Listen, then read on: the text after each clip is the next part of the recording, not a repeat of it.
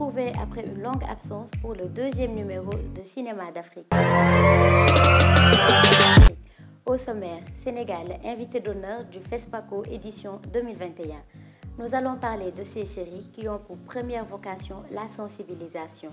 Nous irons à la rencontre d'une actrice et technicienne congolaise passionnée de cinéma. Nous parlerons notamment du Grand Valdiodio Ndiaye, célébré à travers un film documentaire projeté au Festival de Cannes. Et enfin, nous parlerons du nouveau film du chanteur Dadju. La délégation du FESPACO reçue au palais présidentiel. Le Sénégal a été désigné comme invité d'honneur au Festival panafricain du cinéma et de la télévision qui se tiendra du 16 au 23 octobre 2021 au Burkina Faso, sous le thème Cinéma d'Afrique et de la diaspora, nouveaux talents, nouveaux défis. Dans la perspective de cet événement, Madame le ministre de la Culture, des Arts et du Tourisme du Burkina a été reçue ce lundi 28 juin 2021 par son Excellence Macky Sall, président de la République du Sénégal, en présence de M. Abdoulaye Diop, ministre de la Culture et de la Communication, de M. Habib Léon Ndiaye, secrétaire général du ministère, et de M. Germain Colli, directeur de la cinématographie. À cette occasion, Mme Elise Fonyama Iboudo Tiombiano a remercié le président Macky Sall pour son soutien. Elle a par ailleurs rappelé que le Sénégal a présenté une 50aine de films, ce qui fait de Dakar une plaque tournante du cinéma africain. Suite à cette audience, une cérémonie face à la presse a été organisée pour marquer le pas vers cet événement continental. La cérémonie de lancement officiel du FESPACO qui se déroulera du 16 au 23 octobre 2021 à Ouagadougou s'est déroulée le mardi 29 juin 2021 au Musée des civilisations noires de Dakar en présence des deux ministres de la Culture du Sénégal et du Burkina Faso, du délégué général du FESPACO, du président du conseil d'administration du Musée des civilisations noires et des professionnels du cinéma venus nombreux. Dans son discours, M. Abdoulaye Diop, ministre de la Culture et de la Communication du Sénégal, a souligné que le Sénégal et le Burkina entretiennent d'excellentes relations.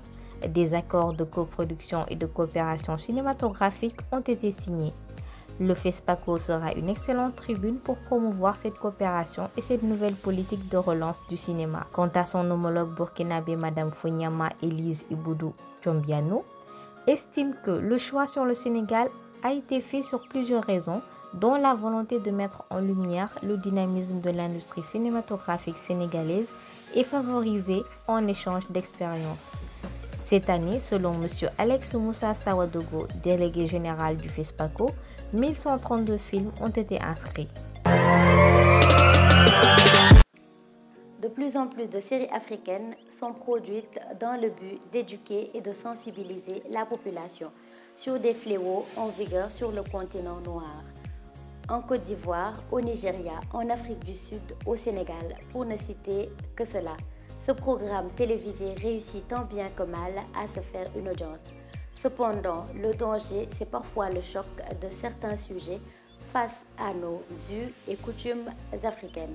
On commence avec la Côte d'Ivoire. À travers l'histoire d'un groupe de jeunes dans une école de danse et de musique, MTV Sugar Baby aborde l'éducation sexuelle, la prévention contre le sida ou encore les violences basées sur le genre. Tournée à Abidjan et financée par l'UNITAID et produite par la fondation MTV Staying Alive, la première saison de cette série à succès avait reçu un accueil chaleureux dès sa diffusion à la télévision ivoirienne. Elle est de retour pour une deuxième saison, on en parle avec le producteur Boris Van Gil. La saison 2 s'annonce avec le soutien de grands artistes comme Mewe, Kif Nobi, etc. Au Nigeria, la série Sugar de MTV fait du divertissement une arme efficace contre le sida et les violences faites aux femmes. Selon une étude menée au Nigeria, les jeunes téléspectateurs de la série Sugar de MTV ont 2 fois plus de chances de procéder à un dépistage du sida. Chez les femmes, les chlamydioses ont reculé de 58%. Ce feuilleton illustre le pouvoir de l'éducation par le divertissement ou comment utiliser les médias pour éduquer les populations et induire des changements de comportement positifs. La série crée souvent la polémique à cause de certaines scènes choquantes et ce n'est qu'un avant-goût des thèmes plus qu'audacieux abordés par cette troisième saison de la série. Tournée au Nigeria et diffusée dans plus de 70 pays, mais ce programme est bien plus qu'un feuilleton populaire.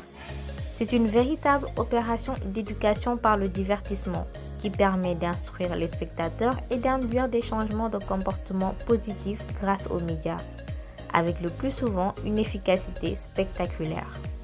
Conçu par la fondation MTV Staying Alive, avec entre autres le soutien de l'UNICEF, du plan d'urgence du président des États-Unis pour la lutte contre le sida et de la fondation Bill and Melinda Gates. La série Sugar cherche à sensibiliser la jeunesse aux dangers de comportements sexuels à risque alors que l'épidémie du VIH-Sida sévit toujours.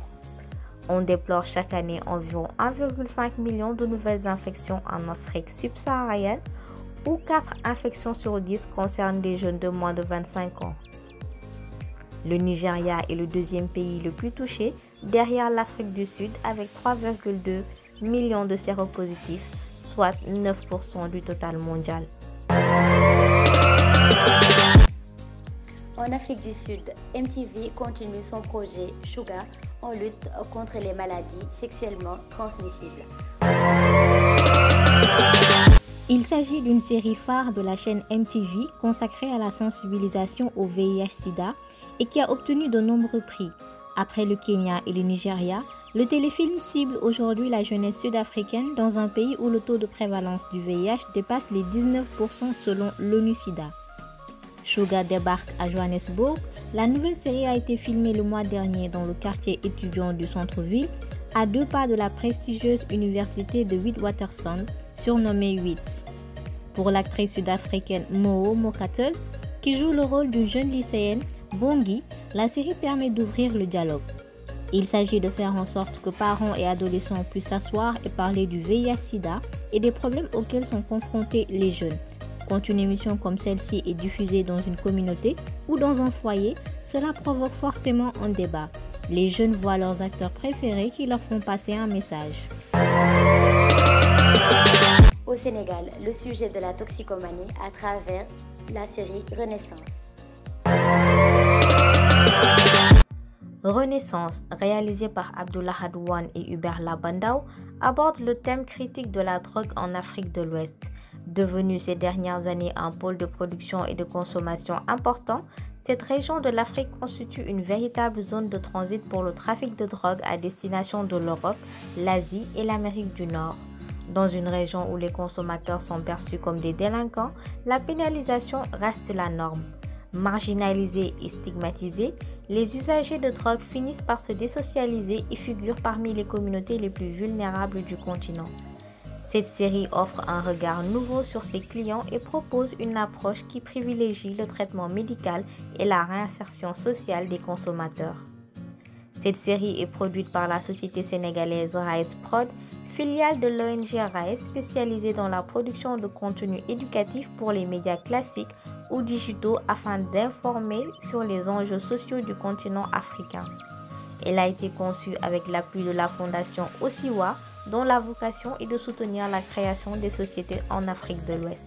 Éduquer et sensibiliser à travers des séries éveille beaucoup plus la population et aide les gouvernements dans leur mission. Cependant, le risque à courir, c'est de voir les pratiques traditionnelles purement africaines, riches en enseignements, disparaître.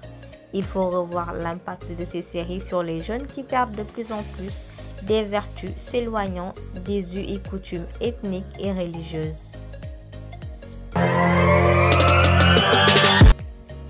Le film Valdiodio Ndiaye, un procès pour l'histoire de la réalisatrice Amina Ndiaye Leclerc, a été à l'honneur au prestigieux Festival de Cannes, célébré le 9 juillet dernier.